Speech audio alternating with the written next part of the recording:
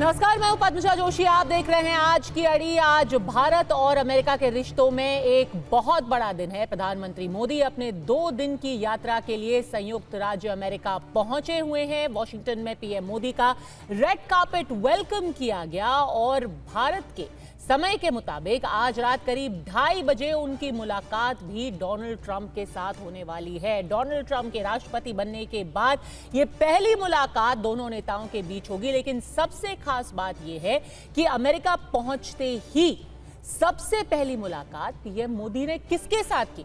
America की national intelligence chief तुलसी Gabbard के साथ। और यह मुलाकात इसलिए अहम रही क्योंकि ये वही तुलसी गैबार्ड है जिन्होंने सबसे पहले एंटी पाकिस्तान स्टैंड लिया था और नेशनल इंटेलिजेंस चीफ बनने के बाद अब वो सबसे पहले पीएम मोदी से ही मिली है। मोदी ट्रंप की मुलाकात के दौरान कई अहम मुद्दों पर चर्चा हो सकती है, जिनमें 5 बड़े मुद्दे मेन हैं। डिफेंस कोऑपरेशन सबसे ऊंचा यही टॉपिक है जिस पर दोनों देशों के बीच बातचीत होगी। Semiconductor supply chain, PM Modi Trump से परमाणु ऊर्जा में निवेश की मांग भी कर सकते हैं और साथ ही साथ H-1B वीजा के मुद्दे पर भी दोनों नेताओं के बीच बात हो सकती है। जो इलीगल इमिग्रेंट्स अमेरिका में रहते हैं, जो भारत से गए हैं अमेरिका, उनको किस तरीके से वापस भेजा जाए, उनको वापस बेड़ियों में भेजा गया था, उसको लेकर के हमारे देश में भी काफी सियासत हुई थी। इस मुद्दे पर भी दोनों नेताओं के बीच में बात हो सकती है। सबसे बड़ी बात कि यही अवैध भारतीय प्रवासी किस तरीके से वापस भेजे जाएंगे, उनकी तरफ किस तरीके का नजरिया रहेगा ट्रंप एडमिनिस्ट्रेशन का, यह भी एक बड़ा मुद्दा है। इस मीटिंग पर दुनिया भर की नजर तो है ही, लेकिन इसकी चर्चा सबसे ज्यादा अगर किसी भी देश में है तो वो है पड़ोसी मुल्क पाकिस्तान में। किस तरीके से यूट्यूबर से लेके आवाम और नेता वहां पर इसी मीटिंग की चर्चा कर रहे हैं। तो ऐसे में अड़ी के आज के सवाल है बिल्कुल सीधे। मोदी ट्रंप की मुलाकात से क्या पाकिस्तान के हालात और भी बुरे हो गए हैं? क्या ये पाकिस्तान के खिलाफ सबसे मजबूत गठबंधन है? और क्या इस मुलाकात से पाकिस्तान के जो हालत है उस ताबूत में आखिरी कील लग जाएगी? हमारे साथ इस वक्त आड़ी में जुड़ चुकी है शाजिया इल्मी, प्रवक्ता हैं भारतीय जनता पार्टी की। साथ ही पाकिस्तानी जर्नलिस्ट राजा फैजल भी हमारे साथ इस्लामाबाद से जुड़ गए हैं। अजीम भट्ट थोड़ी सी देर में हमारे साथ जुड़ेंगे। साथ ही साथ मेजर जनरल AK सिवाच और मनिंदरजीत सिंह बिट्टा जो एंटी टेरर फ्रंट के चेयरमैन हैं, वो भी हमारे साथ होंगे। सबसे पहले आप ही से पूछूंगी राजा फैजल साहब, इतनी चर्चा क्यों है पाकिस्तान में? अगर ये मुलाकात हो रही है वॉशिंगटन में तो आप परेशान क्यों हैं?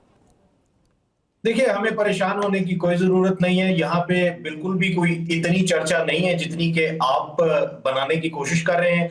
जहां तक रह गई बात यूट्यूबर्स की, तो यूट्यूबर्स ऑब्वियसली आपकी पॉपुलेशन बहुत ज्यादा है, तो वो हमेशा से वही चीज बोलना पसंद करते हैं जिससे कि उनको ज्यादा से ज्यादा ऑडियंस ग्रैब हो। एंड ऑब्वियसली यूट्यूबर्स यहाँ पे पाकिस्तान में बैठ के जो बात कर रहे हैं इस बारे में, वो व्यूअरशिप इंडिया की जहन में रख के कर रहे हैं ताकि ज्यादा से ज्यादा। राजा साहब, थोड़ी सी तो परेशानी आपको होनी चाहिए, अगर नहीं है तो थोड़े हो जाइए परेशान, क्योंकि तुलसी गैबार्ड वो हैं जिनसे पहली मुलाकात की है अभी प्रधानमंत्री मोदी ने। तुलसी गैबार्ड क्या सोचती है पाकिस्तान के बारे में वो तो मुझे पता है, आपको भी पता ही होगा। आपने बहुत अच्छा सवाल किया कि सबसे पहली मुलाकात होना ये बनता है। ऑब्वियसली तुलसी गैबार्ड के साथ जो पहली मुलाकात है ये जरूरी होनी चाहिए थी। उसकी वजह यह है कि हमें नहीं भूलना चाहिए कि वेरी रिसेंटली जो इंडिया है वो अगर शाह सुर्खियों में रहा, जो टॉप न्यूज में रहा, वो इस हवाले से रहा कि एक्सपोर्टर ऑफ टेररिज्म के हवाले से रहा। अगर आप निजर का केस पढ़ लीजिए, पुन्नू का केस पढ़ लीजिए, जिस किस्म की डिप्लोमेटिक आउटक्राई हमें सुनने को मिली और जिस किस्म का भारत के बारे में नाम सुनने को मिला, I think it was necessary. किसने बोला एक्सपोर्टर ऑफ टेररिज्म? एक सेकंड मैं बहुत रिस्पेक्टफुली कहना चाहती हूँ कि आप अगर इस्लामाबाद में बैठ करके इंडिया को एक्सपोर्टर ऑफ टेररिज्म कहेंगे तो थोड़ा सा तो शायद पाकिस्तान में भी लोग बिलीव नहीं करेंगे। किसने बोला इंडिया को एक्सपोर्टर ऑफ टेररिज्म?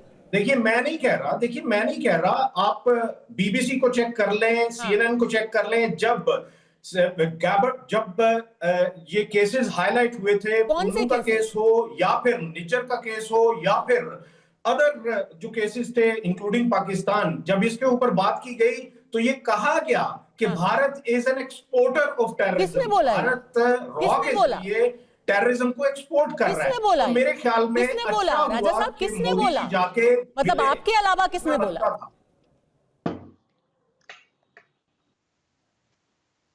सर ये कटू है जी।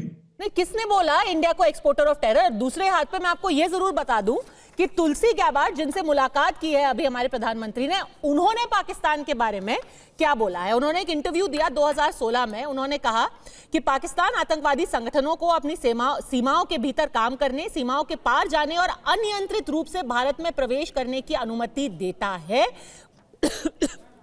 पाकिस्तान सरकार के भीतर लोग आतंकवाद को लेकर मौन रहते हैं, उनको समर्थन देते हैं, यानी कि tacit and practical support Pakistani establishment का है टू टेरर। ये नाम लेकर के तुलसी गैबार्ड ने बोला है 2016 में। आप 9 साल पहले की बात कर रही हैं। यहाँ पे तो एक दिन में सब कुछ बदल जाता है। सर बदला तो है, पर बदल के खराब ही हुआ है। 2016 में तो फिर भी थोड़ी बहुत अच्छी हालात थे। अब जो हो रहा है 9 साल पहले अगर तुलसी गैबार्ड 9 साल पहले अगर तुलसी गैबार्ड वहां पे मौजूद भारतीय वोटर्स को लेके चिंता में थी और वो चाहती थी कि उनका वोट उनको मिले, तो शायद आप वो ये नहीं चाहती होंगी कि उनका वोट उनको मिले। अच्छा। आप वो एक नेशनल पोडियम पे बात करेंगी। अब नेशनल पोडियम पे जब वो बात करेंगी तो वो क्या बात करती हैं, that's what is going to matter. ठीक है, बहुत अच्छी बातें अब होंगी शाज़िया आलमी, क्योंकि 9 साल में पाकिस्तान इतना अच्छा हो गया, इतना बेहतरीन हालात हो गए हैं। उस वक्त उनको भले से ही टेरर स्टेट कहा हो तुलसी गैबार्ड ने, अब वो कहेंगी कि बिल्कुल डेमोक्रेसी का एकदम शाइनिंग एग्जाम्पल है। नहीं, वो मैं भाई साहब से यही कहना चाहूंगी कि 2021 में भी, आप 16 की बात कर रहे हैं, लेकिन 2021 में भी, और अभी हाल में तो उन्होंने बांग्लादेश का जिक्र किया है, लेकिन 2021 में बाकायदा यूएस कांग्रेस में उन्होंने रेजोल्यूशन पास किया था और पाकिस्तान आर्मी की जो बर्बरता था उसका जिक्र भी किया था, और प्रोटेक्शन यानी कि हिंदुओं को और हिंदुओं के साथ माइनॉरिटीज के साथ जो ज्यादतियां हो रही हैं उसके लिए उनके संरक्षण की भी बात की थी। उन्होंने माइनॉरिटीज के लिए भी बात की थी जो बांग्लादेश में है, और उन्होंने ये भी कहा था 1971 में जो क्रूरता पाकिस्तान आर्मी ने दिखाई थी उसके मद्देनजर जो पैसा में दिया जा रहा है और लगातार जो कांग्रेस की तरफ से एड के लिए मंजूरी दी जाती है उसको भी कम करने की जरूरत है।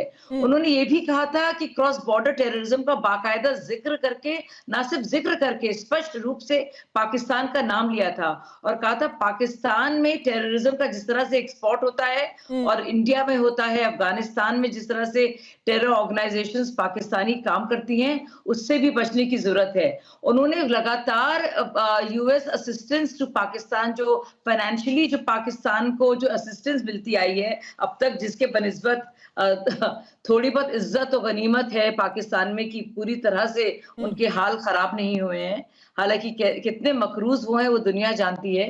तो आप खुद देखेंगे कि पद्मजा जी कि लगातार उन्होंने उसी असिस्टेंस को कम करने की बात कही है। तो दूरगामी परिणाम हो सकते हैं। नेशनल इंटेलिजेंस चीफ की वो डायरेक्टर हैं, कैबिनेट रैंक पर हैं, उनका ओहदा और पद इतनी जिम्मेदारी का है और इतना ज्यादा बड़ा हो गया है कि जो उनकी पूरे जो सोच है उस दिखेगी और बाकायदा एक बहुत बड़ा खतरा पाकिस्तान के लिए है। यानी कि आने वाला पैसा अब और कम हो सकता है राजा साहब। अब तो असिस्टेंस ऐसे ही कम हो गई है, अब और कम हो जाएगी।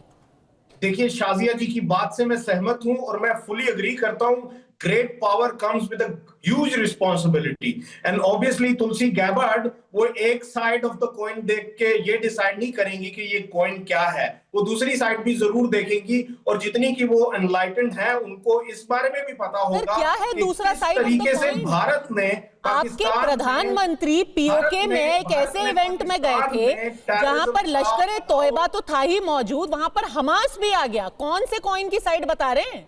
ये कॉइन तो खोटा सिक्का निकला है सर। कौन सा दूसरी साइड ऑफ कॉइन आप दिखाना चाहते हैं अमेरिका को? इसमें नती क्यों कर रहे हैं?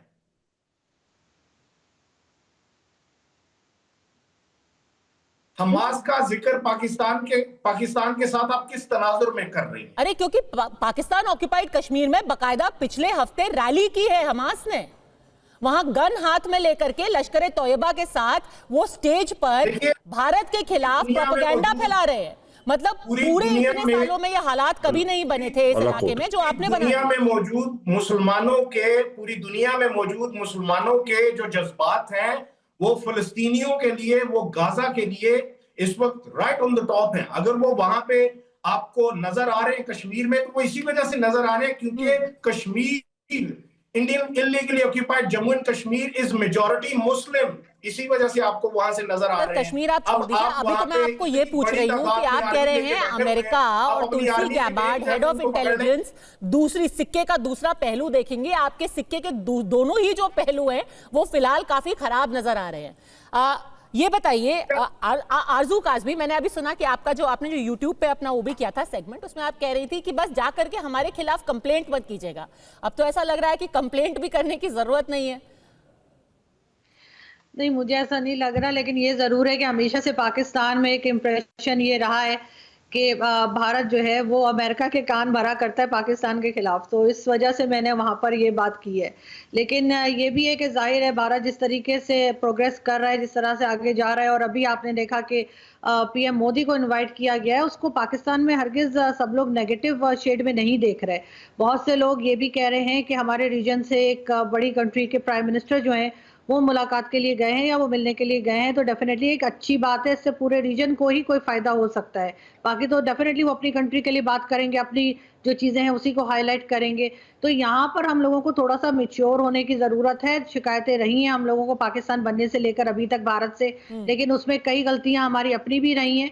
और जैसे आप लोग पहले बात कर रहे थे, राजा फैसल साहब भी बता रहे थे और दूसरे लोग भी, तो बिल्कुल हमारे यहाँ से जो टेररिज्म को हम सपोर्ट करते रहे या इस किस्म के लोगों को, हाफिज सईद और कई तरह के लोगों को हमारे यहाँ से जो सपोर्ट किया गया, उसकी वजह से हम FATF में गए थे। FATF में हम कोई अच्छा काम करने की वजह से तो डेफिनेटली नहीं गए होंगे, और एक बार नहीं गए हैं, 3-4 बार जा चुके हैं। लेकिन अब लग ये रहा है कि पाकिस्तान अपनी पॉलिसीज को बेहतर बनाने की कोशिश कर रहा है। पाकिस्तान इस तमाम चीज़ों में से निकलने की कोशिश कर रहा है, जिसकी वजह से हमारे नेबर्स जो हैं वो हमसे तंग होते रहे हैं। तो मेरा ख्याल उसमें थोड़ा टाइम लगेगा, थोड़ा टाइम हमें मिलना चाहिए, ताकि उन चीज़ों को जो अब हमें भी नुकसान करने लगी हैं, वही जो हिलरी क्लिंटन ने कहा था कि आप बैकयार्ड में सांप पालेंगे तो आपको भी डसेंगे, तो अब वो डेफिनेटली अब वो हमें डसना शुरू हो गए, और अब हमें उसमें से निकलने की कोई ना कोई तदबीर करनी पड़ेगी। आपको लग रहा है जनरल सिवाज की पाकिस्तान सुधरने के रास्ते पे है, तो अब कोई भी जाकर के कान भरने की जरूरत नहीं है डोनाल्ड ट्रंप की?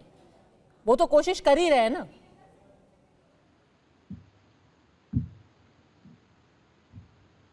और हाँ देखो पद्मजा, मुझे लगता नहीं कि पाकिस्तान सुधरेगा, क्योंकि सच्चाई है जैसे बता रहे थे कि 2013 के अंदर जब हिलेरी क्लिंटन आई थी तो उसने भी यही बोला था कि अगर आपने कोर्टयार्ड में सांप पालेंगे तो वो आपको काटेगा।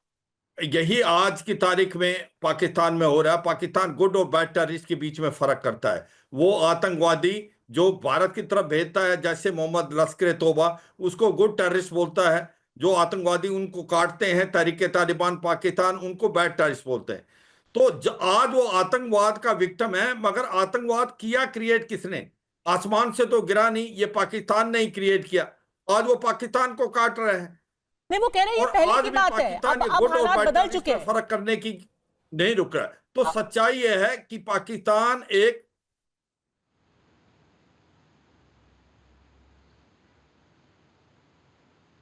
जी जनरल साहब, आपको आवाज आ रही है? हाँ देखो, ये सच्चाई है कि पाकिस्तान की हालात इतनी खराब है, उनकी फाइनेंशियल आज क्राइसिस है। हाँ मेरे को आवाज आ रही है। फाइनेंशियल क्राइसिस है, पॉलिटिकल इंस्टेबिलिटी है, आतंकवाद बढ़ रहा है। तो ये सच्चाई है कि पाकिस्तान को देखना पड़ेगा अंदर, कि पाकिस्तान अगर नहीं बदलेगा तो पाकिस्तान टूटने के कगार पे। बताइए राजा साहब। देखिए जनरल साहब की बात जो है मैं उनकी इज्जत करता हूं, लेकिन जब ये बात करते हैं कि पाकिस्तान को तोड़ने की बात, तो वो तो पिछले 77 साल से इंडिया वही कोशिश कर रहा है। अगर आज तक नहीं टूटा तो आगे भी नहीं टूटेगा। और दूसरी बात ये है कि जहां तक ये मिसाल देंगे 1971 की कि तोड़ दिया था, तोड़ के क्या उखाड़ लिया। आज भी बांग्लादेश जो है वो उधर ही खड़ा है जहां पे था, और आज भी वो हमसे इतनी मोहब्बत कर रहे हैं जितनी कि उस वक्त वो किया करते थे। क्या कुछ बिगाड़ लिया पाकिस्तान का, और आगे क्या बिगाड़ लेंगे? और अगली बात यह है कि जब बात होती है क्रॉस बॉर्डर टेररिज्म की, तो आई थिंक बहुत अच्छा हुआ कि ये कहा गया यहाँ पे कि जब आप आस्तीन के सांप पालेंगे, अपनी बैकयार्ड में सांप पालेंगे, तो वही तो बैकयार्ड में सांप पाले जा रहे हैं भारत की तरफ से, और वो सांप बहुत जल्द भारत को भी डसने जा रहे हैं। और जहां तक बात है पाकिस्तान की और हिलरी क्लिंटन की, कि जब वो बोलती है पाकिस्तान के बारे में, तो हिलरी क्लिंटन ने तो ये भी कहा था कि वी वर द वंस जिन्होंने के मुजाहिदीन बनाए और उनको स्टिंगर्स दिए, और फिर जब हमारा काम निकल गया तो हम लोगों ने हाथ पांव झाड़े और हमने आईएसआई से कहा और पाकिस्तान से कहा कि आप रखें स्टिंगर्स, आप रखें मुजाहिदीन, you deal with it, we have nothing to do with it. तो ये तो उनके अपने बयान। आपके देश में कुछ आतंकवाद नहीं है, कोई आतंकवादी नहीं है। हमने बनाया। जो हिलरी ट्रंप ने बोला वो भी गलत था, जो तुलसी गैबार्ड ने बोला वो भी गलत था, जो आतंकवादी आपके पाकिस्तान ऑक्युपाइड कश्मीर में घूम रहे हैं वो भी गलत है, वो सारे फ्रीडम फाइटर्स हैं। आपकी कुछ भी गलती नहीं है। कुछ तो होगा ना कि पूरी दुनिया पूछ रही है कि भाई अब तो सुधर जाइए। देखिए, मैं एक जियोपॉलिटिकल एनालिस्ट हूं। हर एक चीज को देखने का मेरा अपना एक अच्छा है जिससे मैं उसको देखता हूं, मैं वही बयान करता हूं। आपने मुझसे मेरी राय लेने के लिए बुलाया है तो मैं तो अपनी ही राय दूंगा ना। तो आपको नहीं लगता है, आपको लगता है अजीम साहब कि ये जो मीटिंग है इसमें वन ऑफ द एजेंडा जो होगा कि भाई पाकिस्तान का अब आगे क्या करना है? वैसे भी काफी साइडलाइन हो चुकी है कंट्री। अब तो जो पहले हाइफनेटेड रिलेशनशिप था कि भाई कोई यहाँ पर इंडिया आएगा फिर पाकिस्तान जाएगा, अब वो दौर खत्म हो चुका है। पर अब आगे जो प्रॉब्लम्स हैं उनको कैसे डील किया जाए ये भी एक एजेंडा होगा। उसमें कोई चिंता का विषय है पाकिस्तान के लिए? देखिए, अभी तो ये सब कुछ कहना कबल वक्त है ना। आप अगर अजम्पशन की बुनियाद पर मीडिया ट्रायल करना चाहते हैं तो वो आपका अपना एक प्रॉब्लम हो सकता है। देखिए, मीटिंग है, आप वहां पर गए हैं, जब तक उसका मुकम्मल तौर के ऊपर जो अलामिया है वो जारी नहीं हो जाता, तो इससे पहले अगर आप अजम्पशन की बुनियाद पर खुश होना चाहते हैं कि वहां पर पाकिस्तान से मुतल्लिक बात होगी, पाकिस्तान से मुतल्लिक वहां पर कोई ना कोई चीज सामने आएगी, तो वो आपकी अपनी एक सोच हो सकती है। लेकिन हम लोग उसके ऊपर तो क्लैरिटी के साथ सब जवाब देंगे ना जब ये हो जाएगा। अजम्पशन की बुनियाद पर मैं यहाँ पर बैठ के कह दूं कि जनाब ट्रंप साहब जो है वो मोदी को मुंह नहीं लगाएंगे, उनकी बॉडी लैंग्वेज ठीक नहीं होगी, तो ये कहना भी कबल वक्त और गलत होगा ना। तो अजम्पशन की बुनियाद के ऊपर तो ये बातें करना तो हो ही नहीं सकता। वो तो बॉडी लैंग्वेज क्या है उनकी हमने कॉमन देख रखी है। पिछले टर्म में भी उनका कैसा बॉडी लैंग्वेज था, अभी बॉडी लैंग्वेज वो तो दिख रहा है, जग जाहिर है। मैं ये नहीं कह रहा, देखिए मैं ये नहीं कह रहा, मैं तो ऑलरेडी यही कह रहा हूँ जो आप कह रही हैं कि ये सब कुछ कहना अजम्पशन की बुनियाद पर है कि अभी एक चीज सामने आई नहीं है और आप लोग ये कह रहे हैं कि अलामिया में ये हो सकता है, ये हो जाएगा। जब होगा तब देखेंगे, तब फिर हम लोग भी जवाब देंगे। हम भी एक सॉवरेन कंट्री है, उसका जवाब आ जाएगा आपके पास। आप इतना क्यों मतलब पहले ही उतावला होते जा रहे हैं कि भाई पाकिस्तान के खिलाफ होने जा रहे हैं तो आप हमारा जो है वो रिएक्शन लेना चाह रहे हैं। जब होगा तो पाकिस्तान का ऑफिशियल रिएक्शन भी आ जाएगा, मेरा भी आ जाएगा, राजा साहब का भी आ जाएगा, आरजू जी का भी आ जाएगा। नहीं, क्योंकि पहले मीडिया ट्रायल करने से आपको क्या मिलेगा? मीडिया ट्रायल करने का हमारा बिल्कुल भी कोई भी हमारा इंटेंशन नहीं है। पर अगर 4 बिलियन की ड्रोन सप्लाई की डील हो रही है, आपके प्रेडेटर ड्रोन आ रहे हैं, फाइटर जेट आ रहे हैं, तो आप इसको किस नजर से देखते हैं? दोनों देश के बीच में जो डील्स हो, देखिए उसमें देखिए अच्छा है, वो आपका हक है, आप जो चाहे करें। हम आपको किसी चीज से रोक थोड़ी रहे हैं, वो आपकी अपनी मर्जी है, आप जो चाहे करें। हमारा जो दिल करेगा हम वो करेंगे। मैं आपको ये तो नहीं कह सकता कि आप ये ना करें, या आप मुझे ये नहीं कह सकते कि ये ना करें।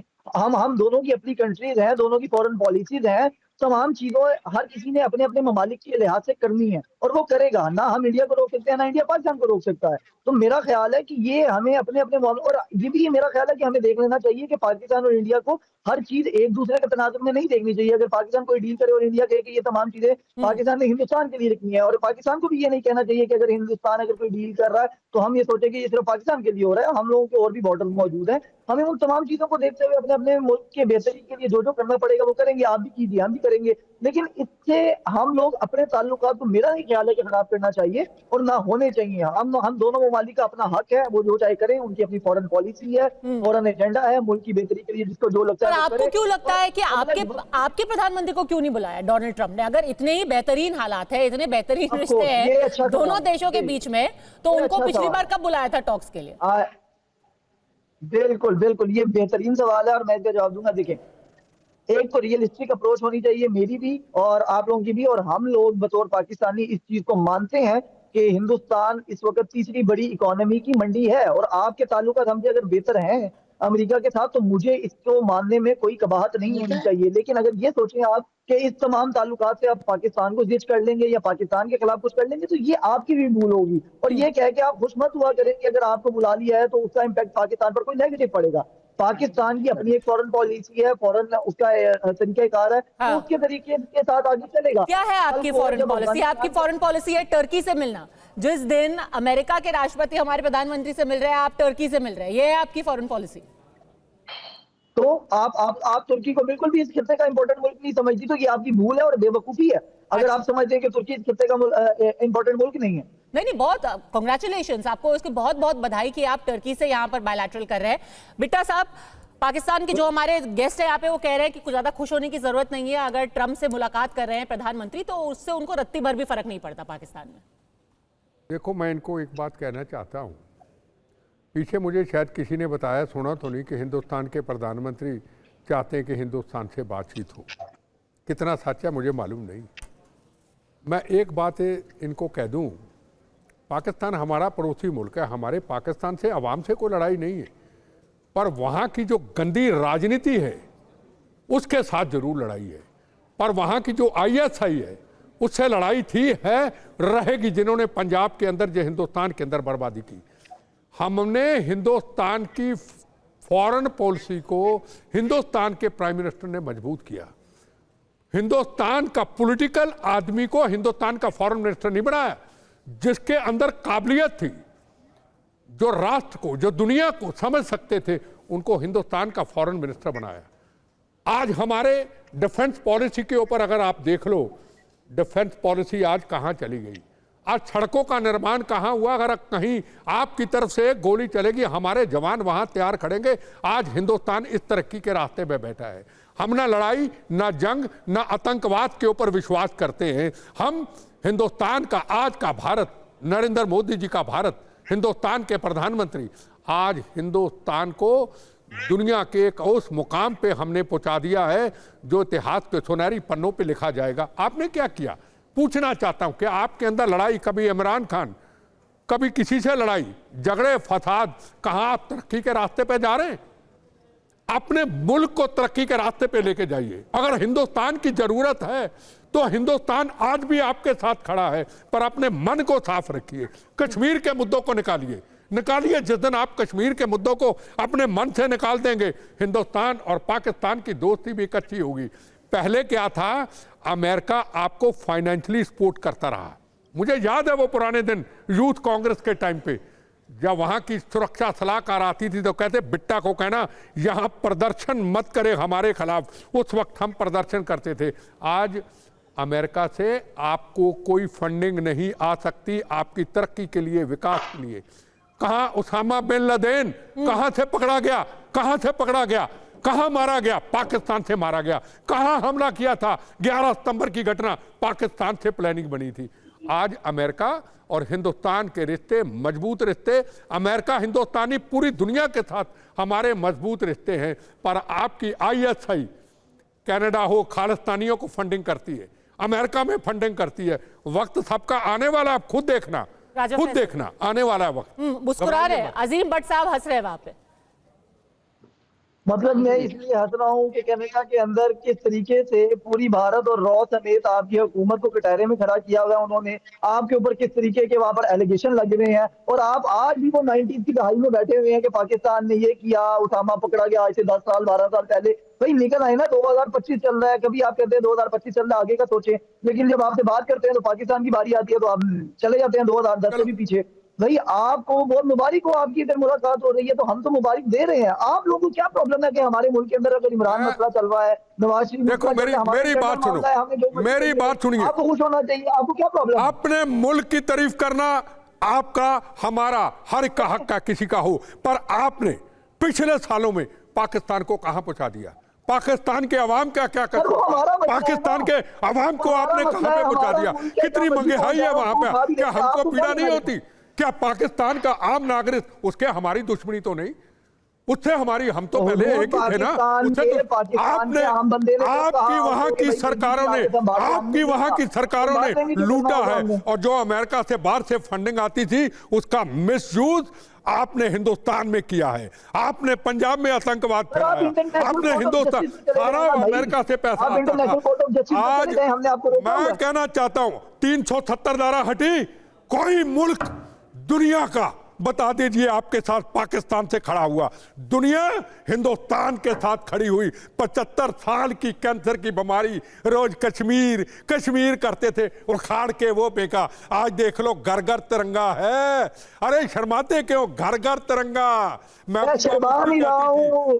फिर ये हिंदुस्तान की तरक्की है, ये हिंदुस्तान का विकास है। टीवी पर बैठे हैं, मुझे अफसोस हो रहा है कि आप तरक्की का रास्ता क्यों नहीं अपनाते? मैं कहता हूं आप तरक्की का रास्ता क्यों नहीं अपनाते? हमें खुशी होगी अगर पाकिस्तान तरक्की करेगा, हमें खुशी होगी, पर मनों को साफ रखो और कश्मीर को जिस दिन नहीं भट्ट साहब, आपको ये कॉमेडी क्यों लग रही है? क्योंकि आप भले से ही टीवी पर बैठे रहते हैं कि सब कुछ बहुत ही चंगा है, सब चंगा सी, सब अच्छा चल रहा है। सच बात ये है असलियत क्या होती है जमीन पे। नहीं, मैं आपको पहले बताती हूँ कि एक हफ्ते पहले आपके जो पाकिस्तान ऑक्युपाइड कश्मीर के जो आला अधिकारी हैं, उन्होंने क्या बयान दिया है? उन्होंने कहा है कि भाई हम आतंकवादियों को भेजेंगे कश्मीर के अंदर और इसमें कोई हमें नहीं रोक सकता, दुनिया की कोई ताकत नहीं रोक सकती। तो भले से आप टीवी पर बैठ करके कहें कि हमने रिश्ते बहुत सुधार लिए हैं, सब कुछ बहुत ही बढ़िया हो रहा है, हम आपकी भलाई चाहते हैं।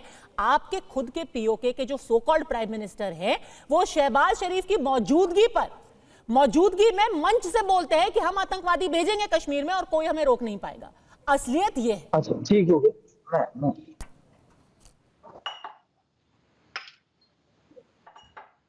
तो ये तो कोई मजाक नहीं है ना अजीम साहब, ये असलियत है। मैं आपकी बात का जवाब देना चाहता हूं। आपने कहा, उन्होंने कहा हम आतंकवादी भेजे। मैंने तो अभी बात मेरी बात अजीम साहब बोल रहे हैं। मैं आपकी बात नहीं, मैं आपका पहले जवाब देता हूं। आपने बहुत बड़ी बात कही। वो ISI वालों, पाकिस्तान वालों, याद रखना, ये जो सुरक्षा देखते हैं, याद रखना, तुम्हारी ऐसी की तैसी बेच के देखना था तैयार खड़ी है। आज दिल्ली से नहीं पूछा जाता, गोली चलाएं। उस वक्त के टाइम पे 10 साल पहले गोली ना चलाए, तुम्हारी ऐसी के तैसी एक चलाओगे ना, 100 चलाएंगे, ठोकेंगे। ठोकते हैं कि नहीं? आज हमारे 2 जवान शहीद किए, 10 दिन के बाद बताएंगे, लाशों के ढेर इनके लगा देंगे। अरे आज का भारत है, क्यों पंगा लेते हो भारत से? भारत आपका हमदर्द बनना चाहता है, हिंदुस्तान का प्रधानमंत्री आपका हमदर्द बनना चाहता है, पर गोली चलाओगे एक, जवाब देंगे ठोके थर थर। जो आपने कश्मीर आ जाओ। देखिए दोनों राजा फैसल और अजीम भट्ट कह रहे हैं कि ये सब मजाक आएंगे चलाएंगे, वो जमाने निकल गए, आएंगे चलाएंगे 26/11 कर देंगे। आप अपन पार्लियामेंट में आओ तो सही, अरे आओ तो सही। अजीम भट्ट जी मैं मुझे उम्मीद थी कि मैं एक बड़ी ऐसी बात करो यार, हमदर्द में जा रहा हूँ। ये बहन बैठी है बीच में। अरे ये पाकिस्तान में हमारी बहन बैठी है, इसके विचार सुन लो। अरे उससे सीख लो, वो जोड़ने का काम करती है। मैं उसका कभी बात नहीं, जोड़ने का काम करती है। जोड़ो, हिंदुस्तान पाकिस्तान को जोड़ो, रिश्तों को मजबूत करो, आवाम की सेवा करें, आप भी सेवा करें। और सिर पे हाथ क्यों लगाते हो? आप करना ही नहीं चाहते इसलिए हाथ लगाते हो। आप कुछ करना ही नहीं चाहते। हम चाहते हैं पाकिस्तान तरक्की के रास्ते। अजीम भट्ट छोड़ो यार, बात करनी आती है आपको, मैं सिर्फ इतनी सी बात, आपकी समझ नहीं आती बात। तो मैं थोड़ा सा जवाब दे दूं। आप उनको टाइम दीजिए। बताइए क्या लग रहा है? हाँ। देखिए मैं बताता हूँ, मैं एक सीरियस डिबेट समझकर इस प्रोग्राम में आया था, बट एनीवेज मैं पर्सनल कमेंट नहीं करूंगा। बट बात ये है कि आपको मैं छोटा सा एक लॉजिकल इसका आंसर दे देता हूँ कि पाकिस्तान में भी तकरीबन कम पेज जो है वो 50+ न्यूज चैनल है, और कभी आपने नहीं देखा होगा कि भारत की इंटरनल मामले पर हम इतने ऑब्सेस्ड हों। मतलब भारत को पाकिस्तान के इंटरनल मामलात में इतनी ऑब्सेशन क्यों है कि पाकिस्तान कोई ऑब्सेशन नहीं है, हमें सिर्फ इस बात का कंसर्न रहता है कि अगर आपके कोई नेता वहां कहेंगे कि हम भारत के अंदर आतंकवादी भेजेंगे तो हमारा ही कंसर्न है ना, ये आपका इंटरनल मैटर नहीं है। मेरा जवाब ले लीजिए। वो जो आपके पैनलिस्ट हैं वो फरमा रहे थे ना कि हाँ मैं पाकिस्तान की आवाम के साथ हूँ, मुझे उसका दुख है, मुझे उसका दर्द है। भाई पाकिस्तान की आवाम के लिए पाकिस्तान के 25 करोड़ आवाम बैठे हुए हैं, उनके रहनुमा भी बैठे हुए हैं, उनकी पार्लियामेंट भी चल रही है, उनके बाकी इदारे भी चल रहे हैं। हमारी हमदर्दी करने की आपको जरूरत नहीं है। जहां तक बात है आतंकवाद की, जिसके ऊपर आप बातें करते हैं, अगर आपको ऐसा ही लगता है कि पाकिस्तान उसके अंदर इतना इन्वॉल्व है तो भाई जाइए इंटरनेशनल कोर्ट ऑफ जस्टिस में जाके हमारी, आप कह रहे हैं कि अमेरिका की जो इमदाद आती थी वो हम हिंदुस्तान के खिलाफ इस्तेमाल करते थे, इंटरनेशनल कोर्ट ऑफ जस्टिस में जाएं, केस करें, डोजियर भेजें, जो मर्जी करें, हमने आपको रोका थोड़ी हुआ है। अलबत्ता आपका कलभूषण जरूर हमने पकड़ा हुआ है, ठीक है, जो आप यहाँ पे कार्रवाइयां करते थे कलभूषण की, आपके अभिनंदन को जरूर हमने यहाँ पे गिराया था, जो आप कार्रवाइयां करते थे। तो मेरा ख्याल है कि ये एक वो कह रहे हैं आप इंटरनेशनल कोर्ट ऑफ जस्टिस जाइए ना। एक मिनट, क्या कहते हैं? वो इंटरनेशनल कोर्ट ऑफ जस्टिस जाने के लिए कह रहे हैं आपको। इंटरनेशनल कोर्ट ऑफ जस्टिस, आपको अगर कोई भी तकलीफ है पाकिस्तान, अरे आपके बोलने से क्या होता है यार? आज का हिंदुस्तान है, हिंदुस्तान की तरक्की आके देख लो। मैं बेचता हूँ, टिकट भी बेचता हूँ बिजनेस क्लास की, आ जाओ, परमिशन भी देखो। आज के हिंदुस्तान को देखो, हमारी सड़कों का निर्माण देखो, हमारी एजुकेशन देखो, हमारी इकोनॉमिक पॉलिसी देखो, हमारी फॉरेन पॉलिसी देखो, हमारी डिफेंस पॉलिसी देखो। अरे हिंदुस्तान में आओ ना, मैं आपको गाड़ी में बिठा के पूरा हिंदुस्तान घुमाता हूं। मैं आओ तो सही, हमें दूर बैठ के बातें करनी, फलाना ढिंगड़ा। अरे आज का हिंदुस्तान देखो, हमारे को तैयार है। अरे देखो, हिंदुस्तान के प्रधानमंत्री नरेंद्र मोदी जी लाल कारपेट से स्वागत होता है। क्या कभी ऐसे पहले हुआ था? अरे अच्छा, यूक्रेन और रशिया की लड़ाई के अंदर जब पाकिस्तान के बच्चे फंस गए, तिरंगा झंडा हाथ में, पाकिस्तान के माँ बाप कहते हैं अगर बच्चों के अंदर तिरंगा झंडा हाथ में ना होता हिंदुस्तान का प्रधानमंत्री नरेंद्र मोदी ना होता तो हमारे बच्चे जिंदा ना वापस आते। यह आज के हिंदुस्तान की तस्वीर है। क्या बात कर रहे हैं यार? मैं फिर तरक्की करो, आगे बढ़ो, अपने मुल्क को आगे लेके जाओ, पर ये छोटी बातों में मत करो, जोड़ने का काम करो। क्या साबित करना चाहते हैं? और अच्छा, खालिस्तानी जो अमेरिका में बैठा रखे हैं आपने, कनाडा में जो फंडिंग करते हो, इनकी ऐसी की तैसी पन्नू की, आप पे टुकड़ों पलने वाला पन्नू कहता मैं महाकुंभ में बम चला दूं। इसकी ऐसी की तैसी एक पटाखा चलाए, तुम्हारे जवाब ISI को वही ठोक के देंगे। कहीं महाकुंभ की तरफ को आंख उठा के देखे और आप चुप बैठते हो और आप उनको पालते हो, उन गुंडों को पालते हो। ISI उन गुंडों को पालती है, ISI उन खालिस्तानियों को पालती है। मैं क्या बात, अरे छोड़ो, अरे इनकी हिम्मत क्या खालिस्तानियों को, बड़े बगाए पंजाब से मैंने चले गए विदेशों में और आपसे पैसे लेते हैं, आप पे टुकड़ों पे पलते हैं। वो यही बात करने अब नरेंद्र मोदी जी गए। राजा फैसल, मैं यही कहूंगा शबाना जी को जरा मौका दीजिए, वो जरा बोलने, फिर मैं उनकी बात का जवाब दे दूंगा। मैं इनकी बात का क्या जवाब दूं? शाजिया इल्मी, आप शाजिया इल्मी का जिक्र कर रहे हैं। शाजिया इल्मी, नहीं, आपसे बिट्टा साहब ये कह रहे हैं कि जितने लोगों को आपने शय दे रखी है, जो अमेरिका में अभी छुपे हुए हैं, उनकी भी अब काउंटडाउन शुरू हो चुकी है, उनके लिए भी अब क्लॉक इज टिकिंग। देखिए, जो लोग हैं जो आपकी शय पे काम करते हैं, सबसे बड़ा काउंटडाउन तो पिछले साल से ही शुरू हो गया था, जब कि हमने देखा कि जो जस्टिन ट्रूडो थे, उन्होंने अपनी स्पीच की, उसमें इंडिया का नाम लिया, फिर दूसरे ममालिक ने भी इंडिया का नाम लिया और इंडिया को ट्रूडो का क्या हाल हुआ वो तो आप भी जानते हैं, हम भी जानते हैं। उन्होंने नाम लिया, शायद वही सबसे बड़ी गलती थी जस्टिन ट्रूडो की। अरे ट्रूडो तो दोबारा वो तो ना घर के रहे ना घाट के, नाम लेके ये कहा गया को पाकिस्तान बनाना चाहता था। शायद आपको पता नहीं कि क्या हुआ ट्रूडो के साथ उसके बाद, और किस तरह से वहां खुद उनको ही दरकिनार कर दिया गया और कैसे मुंह की उनको खाने दिया उसको वहां। तो और राजा जी, आप क्यों इतना बहादुर बनने की यहाँ पे कोशिश कर रहे हैं? आप भी जानते हैं और मैं भी जानती हूँ कि कितना ऑब्सेशन वहां पाकिस्तान में है, और पाकिस्तान के अखबारों को मैं पढ़ रही थी, कितनी खतरे की अलामत वो समझ रहे हैं। जिस तरह से चयन किया है ट्रंप ने अपने मेन लोगों का, चाहे वो सेक्रेटरी ऑफ स्टेट हो, चाहे वो जो कि मार्को रूबियो हो, या फिर तुलसी गैबर्ट हो, या फिर माइक वॉल्स हो, और सोचिए तीनों के ख्यालात और तीनों का स्टैंड पाकिस्तान को लेकर क्या रहा है। तो ये बात लगातार आपके अखबारों में भी छप रही है, और कितने फिक्रमंद आप लोग हैं वो हम सब जानते हैं। तो जाहिर एक नई बिसात, एक नया वर्ल्ड ऑर्डर है जिसमें टेररिज्म की और क्रॉस बॉर्डर टेररिज्म की कोई भी गुंजाइश नहीं है। आपकी बहुत ही बुरी हालत है, आटे और दाल के दाम जो है आपको महंगे लग रहे हैं, परेशान हाल आप लोग हैं। देखिए, अगर हमारे यहाँ आटे और दाल के दाम ऐसे हैं तो आपके यहाँ कौन सा दूध और शहद की नदियां बह रही है? आपको भी बहुत अच्छे तरीके से अरे भाई साहब कहाँ रह रहे हैं आप? हमारा देश जो है वर्ल्ड की 5 इकोनॉमीज में से एक है।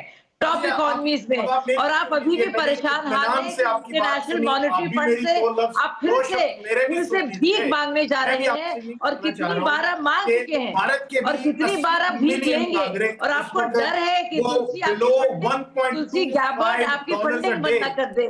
मार्को रूबियो जो लगातार आपके खिलाफ बात करते आए हैं, चाहे माइक वॉल्स हो, तो आप सोचिए कि बुरी हालत है। राजा भाई, राजा फैसल, ऐसा तो नहीं हो सकता ना। पहले आपने कहा कि डोनाल्ड ट्रंप ने सिर्फ इसलिए बुलाया हमें, सिर्फ इसलिए बुलाया क्योंकि हम थर्ड लार्जेस्ट इकोनॉमी बनने वाले हैं।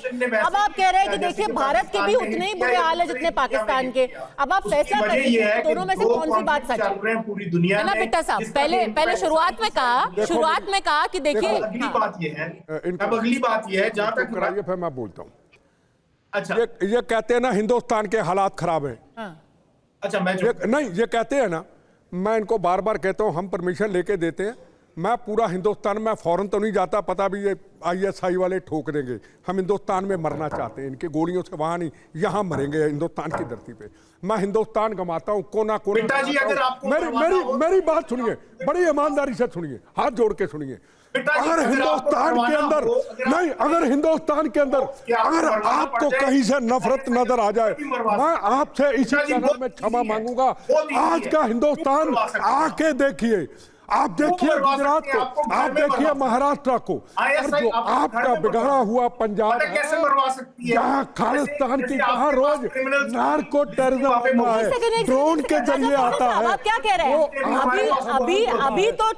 अभी तो शो की शुरुआत आज का हिंदुस्तान दिखाए, की बात कर रहे थे, आपको शर्म से झुक जाएगा कि पाकिस्तान की तरक्की और आज के हिंदुस्तान की तरक्की कहाँ जाए। अब भाई साहब आइए तो सही, हम आपका स्वागत करेंगे। आइए तो सही, हिंदुस्तान को देखिए। नहीं, एक सेकंड बिट्टा साहब, एक सेकंड। राजा फैसल, आप क्या कह रहे हैं? आप शुरुआत में कह रहे थे कि हम अमन चैन की बात कर रहे हैं, अब आप टीवी पर बैठ करके कह रहे हैं कि आपको इनको घर में मरवाना बहुत आसान है।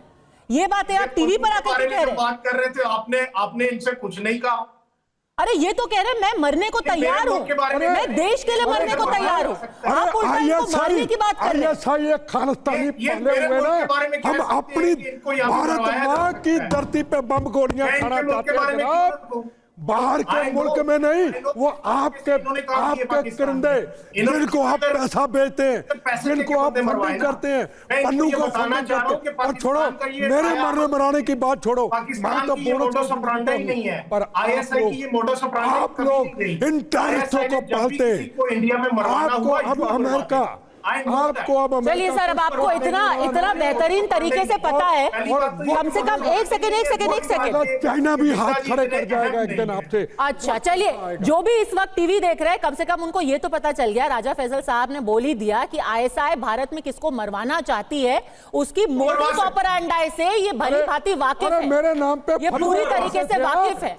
मेरे नाम पे फतवे। तो ISI क्या असलियत क्या है आपने बता ही दिया ना। एक मिनट, मेरे नाम पे देखिए, ये मैं ISI की असलियत नहीं बता रहा, ये पूरी दुनिया में के अंदर जब लाखों की भीड़ लेके जाता था और पाकिस्तान वाले कहते थे रेंजरों को गाली देगा, ISI को बंद करेंगे, मैंने उस वक्त कहा था, अरे लाखों की भीड़ बोल ही दिया है कि मुझे अच्छे से पता है कि ISI जब किसी को मरवाना चाहता है तो ऐसे मरवा देता है, मुझे अच्छे से पता है। सिर्फ ISI आपने बोला दुनिया की जितनी भी इंटेलिजेंस ऑर्गेनाइजेशन एक बात कहना चाहते हैं, एक मिनट इंडिया करता रहा, एक मिनट एक बात कहना चाहते हैं। हे बात तेरा ख्वाब एक नजारा ही रहेगा, ये आपकी ISI को कह रहा हूं। तू किस्मत का मारा है, मारा ही रहेगा, तेरे हर सवाल का जवाब करारा ही रहेगा। कश्मीर हमारा है, हमारा ही रहेगा। चलाओ एक गोली 100 चलाएंगे ठोक ठोक के। आओ और 9 लाख फौज, आओ तो सही, आज का भारत आओ तो सही। ये आते हैं ना, अब कहाँ गए? अब तिरंगे झंडे लहराए जाते हैं, कहाँ गए तुम्हारे गुड्डे? कहाँ गए? अब ठोकते हैं ना रोज, ठोकते हैं ना। पहले दिल्ली पूछते थे सलमान खुर्शीद को जो पाकिस्तान बनाते थे, 9 लाख फौज के सहारे बढ़ के मारना छोड़ दो। अरे आओ तो सही, अरे स्वागत है आतंकवादियों, आओ स्वागत है, ठोकने के लिए तैयार खड़े। क्या बात कर रहे हो? आज का भारत है, क्यों पंगे बेटा सिंह जी, अरे आप बेटा सिंह जी, करो, आप विकास, मैं विनती करूंगा, हमको तरक्की करने दो, हम जंग नहीं चाहते, हम लड़ाई नहीं चाहते, पर छेड़ोगे उस पंजाब का सीएम लगवा दें जहां पे मोदी जी ने कहा ना छेड़ोगे तो छोड़ेंगे नहीं। राजा फैसल साहब, देखिए हमारे देश में ना चुन करके लोग सीएम बनते हैं, ऐसा नहीं कि कोई आर्मी चीफ कहे और कोई कहीं का सीएम बन जाए। हमारे देश में इलेक्शन होते हैं, इलेक्शन से चुन के जाता है सीएम। तो आप किसी से दरख्वास्त करें ना करें, हमारे देश में सीएम सत्ता पलट करके नहीं होते हैं, चुनाव होकर के, इलेक्शन होकर के बाकायदा वैसे सीएम चुने जाते हैं। लेकिन आरजू का जज्बा तो देखिए ना बेटा सिंह जी का, नहीं जज्बा रहता है, और जज्बा होने के लिए सीएम होना जरूरी नहीं, वोट होने चाहिए। जरूरी बात यह है कि आदमी के अंदर जज्बा है, उसके लिए उनको सीएम होने की जरूरत नहीं है, देश के लिए जज्बा उनके लिए होना चाहिए। आरजू काजमी, इनके जैसा जज्बा होता, और अगर मैं 14 हमले ISI देश के लिए जज्बा होना बेहतर है ना ISI के लिए जज्बा होने से। शरीर में लोहा है, परवान बोनस की जिंदगी है, आजा ISI को कह दो, आजा आजा आजा, शहीद कहलाएंगे, गद्दार नहीं मुड़ के कहलाएंगे, धोखेबाज नहीं कहलाएंगे, आजा ISI को चैलेंज करता हूं। ये जो फुकरे बिठाए ना, ISI को चैलेंज करता हूं। तुमने 14 बार मेरे पे हमले कराए, खालिस्तानियों को AK-47 बम देके फिर आजा, क्या है जाते वक्त क्या होगा? सुनो, आखिर में एक ही आवाज निकलेगी, मेरा धर्म भारत माँ, मेरी जात वंदे मातरम, और भगवान के। ठीक है, अंदर की इंटेलिजेंस दे दी है अब राजा साहब ने कि कोई हमला नहीं करा रहा है, क्योंकि इनको मोडस ऑपरेंडी तो ISI की पता ही है। जनरल सिवाच, क्या प्रायोरिटीज दिखाता है ये पाकिस्तान की कि आज के दिन देखिए 2 तस्वीरें हैं। एक तस्वीर ये है कि प्रधानमंत्री मोदी और डोनाल्ड ट्रंप की मुलाकात होने वाली है, और दूसरी तरफ शहबाज शरीफ किससे मुलाकात कर रहे हैं? टर्की के प्रेसिडेंट से, वो अर्दोगान से मुलाकात कर रहे हैं।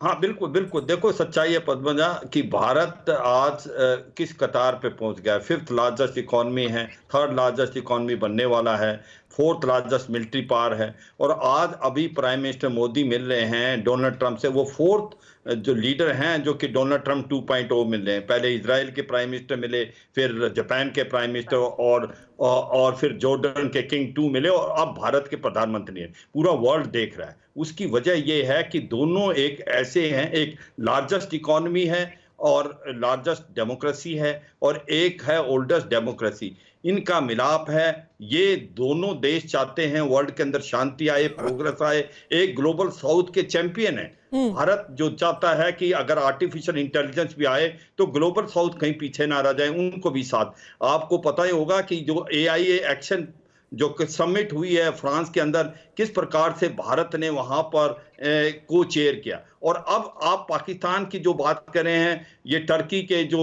प्रेसिडेंट अर्दोगन हैं, इससे पहले अगर आप जो उस बात को कर रहे थे, जो बालाकोट के अंदर इन्होंने जो कश्मीर सॉलिडरिटी डे किया मुजफ्फराबाद में, तो ठीक है इनके प्राइम मिनिस्टर और इनके चीफ ऑफ आर्मी स्टाफ थे, मगर बालाकोट में कौन थे? लश्कर ए तोबा जैसे मोहम्मद और हमास को इन्होंने कश्मीर के अंदर बुला लिया। बड़ी दुख की बात है कि कहां जा रहा है पाकिस्तान। देखो, पाकिस्तान को यह समझना चाहिए कि पाकिस्तान खुद आतंकवाद का एक प्रकार टारगेट इसलिए क्योंकि आतंकवाद पैदा करता है। हमास जैसे एक आतंकवादी संगठन को अगर वो बालाकोट में बुलाएगा, और आसिम मुनीर ये कहेंगे मुजफ्फराबाद से कि अगर हमें कश्मीर के लिए अगले 10 लड़ाई लड़नी पड़े हम तैयार हैं, तो फिर क्या होगा? फिर तो यही होगा कि वो जिस प्रकार से आज गिरते जा रहे हैं, आज उनकी इकोनॉमी देखो, आज उनका कितना डट हो गया, आज वो पॉलिटिकल इंस्टेबिलिटी है, आतंकवाद बढ़ता जा रहा है। याद होगा सभी को कि जब 15 अगस्त 2021 को तालिबान आया था अफगानिस्तान में, तो बड़े खुशी का मुजाहरा हुआ था पाकिस्तान में, मगर भारत को पता था उनके बीच में फॉल्ट लाइंस है, और वही हुआ क्योंकि वो डुरन लाइन को नहीं मानते। दोनों तरफ जो पश्तून हैं वो चाहते हैं ग्रेटर अफगानिस्तान बनाएं, शरिया लॉ लाएं, और आज कितने बुरे हालात हैं अफगानिस्तान और पाकिस्तान। तो सच्चाई यह है, पाकिस्तान को इंट्रोस्पेक्ट करना पड़ेगा, पाकिस्तान किस राह पे जा रहा है। बिल्कुल। और आरजू काज़मी, हमेशा आप जैसे कुछ लोग हैं जिनको कहते हैं कि जो सधी हुई आवाज है पाकिस्तान के अंदर, जो कहते हैं कि हमें कुछ बदलाव लाने की जरूरत है, फिर ऐसी तस्वीरें आती हैं मुजफ्फराबाद से, बालाकोट से, जहां पर लोग कह रहे हैं कि भाई कश्मीर के अंदर आतंकवादी भेज दो, हमास आ जाते हैं, लश्कर आ जाते हैं। कब होगा ये बदलाव? देखिए, इसमें तो टाइम लगेगा। अगर ये अभी भी कोशिश करेंगे तब भी आपको बहुत सी ऐसी वीडियोस मिलेंगी, बहुत बार ये लोग आपको बात करते दिखाई देंगे, इसलिए कि अगर पहले 10 ग्रुप थे तो अब 110 ग्रुप हो गए हैं। जिस तरीके से पहले सपोर्ट किया गया तो अब उनको अगर ख़त्म करने की कोशिश की गई तो उसमें बहुत टाइम लगेगा। अभी आपको इसी तरह के वीडियोस और इसी तरह के स्टेटमेंट्स जो हैं वो नज़र आती रहेंगी। चाहे पाकिस्तान की जो एस्टैब्लिशमेंट और गवर्नमेंट है, अगर वो सिंसियरली भी काम करे, जिसका मुझे डाउट है कि वो कर पाएंगे या नहीं, तब भी उनको बहुत टाइम लगेगा इस तरह के लोगों को रोकने में, इस तरह के लोगों को ख़त्म करने में, जिसकी वजह से सिर्फ भारत ही नहीं, अफगानिस्तान के साथ भी हमारे टर्म्स जो है वो कोई खास अच्छे नहीं है। उसके साथ ईरान के साथ भी प्रॉब्लम चल रहा है। चाइना ने भी नाराजगी दिखाई है, क्योंकि जिस तरीके से चाइनीज वर्कर्स को टारगेट किया गया है और किया जाता रहा है, उसको देखकर चाइना भी पाकिस्तान से कोई खास खुश नहीं है। लेकिन जाहिर है, अगर अब इन चीज़ों को ये रोकने की कोशिश करेंगे, जिन्हें पहले खुद ही बढ़ावा दिया, पहले तो हम इन्हें मुजाहिदीन कहा करते थे, हम तो इन्हें फ्रीडम फाइटर कहते थे। अब जब वो लोग आके हमारे ही सर के ऊपर फटना शुरू हो गए तो हमें पता लगा कि ये तो टेररिस्ट हैं। तो जब हमने अपनी राह जो है वही सही नहीं चुनी है, तो जाहिर है उसको ठीक करने में मुझे लगता है काफ़ी टाइम लग जाएगा। कहीं वो बहुत देर तो नहीं हो जाएगी तब तक? अब कुछ कहा नहीं जा सकता, इसलिए कि लोगों को रोकना कोई आसान काम नहीं है। मुझे नहीं लगता कि कोई बहुत आसानी से एक बात कर देने से या एक बार कोई स्टेटमेंट देने से बैठ जाएंगे, क्योंकि इनके ग्रुप जो हैं उनको जिस तरीके से प्रोमोट किया गया, फंड किया गया और वाह की गई, उसके बाद इनको रोकना जो है वो मेरे ख्याल है किसी के भी हाथ में ऐसा नहीं है कि वो इनको बहुत जल्द रोक पाए। हाँ, कुछ कोशिश की जा सकती है, कुछ लोगों को रोकने की या कम करने की कोशिश की जा सकती है, मगर रातों रात कुछ नहीं होगा। और इसीलिए राजा फैसल साहब, इंडिया में कोई भी ऑब्सेशन नहीं है, पर एक कंसर्न जरूर है कि पूरा जो सब कॉन्टिनेंट है उसको खामियाजा भुगतना पड़ता है पाकिस्तान के कुछ एक्शंस का। खुद पाकिस्तान के अंदर अब लोग हैं जो इसे पहचान रहे हैं, वो कह रहे हैं कि इसमें बदलाव की जरूरत है। पर अगर आप राइटिंग ऑन द वॉल नहीं पढ़ेंगे और इन सब चीजों पर हंसेंगे या फिर डिनाई करेंगे तो फिर तो आगे अब क्या ही कहा जा सकता है। देखिए, अब जवाब ले लीजिए मुझसे। बोलिए। जवाब यह है कि आरजू की अपनी एक राय है इस बारे में। आरजू शायद कुछ ऐसे लोगों से मिली होगी कि जो कि इस तरह के लोग यहाँ पे होंगे, जो कि जिनको के पुष्ट पनाई होगी गवर्नमेंट की या इस तरह की कोई बात होगी। मेरी नजर में, मैं obviously I know the facts, और जिन फैक्ट्स को मैं समझता हूं, 2004 से ऑनवर्ड पाकिस्तान की पॉलिसी इंटायरली डिफरेंट रही है। उसमें without any distinction Hafiz Saeed जैसे लोग वो आपको जेल में मिलेंगे। सबके सब वो लोग जो कि पहले आपको ऐसे नजर आते थे कि जो कि अम्ब्रेला से आउट हो गए थे, उनको डील किया गया था, खत्म किया गया था। और अब जो बात सर, हाफिज सईद कितना जेल में है, कितना हाफिज सईद को जेल में रख कर आप उसका मुंह बंद रखते हैं, वो तो पूरी दुनिया ही देखती है, उनकी तकरीरें हम यूट्यूब पे सुनते रहते हैं। पर खैर कोई बात नहीं, जैसा कि हमने कहा कि सच्चाई जग जाहिर है, पूरी दुनिया देख रही है। अब या तो आप उसको एक्सेप्ट कर ले या आप लगातार उसको मना करते रहे, कहें कि सब चंगा सी, तब तो फिर दुनिया आगे सोचेगी कि क्या करना है। अड़ी में हमसे जुड़ने के लिए आपका बहुत बहुत धन्यवाद।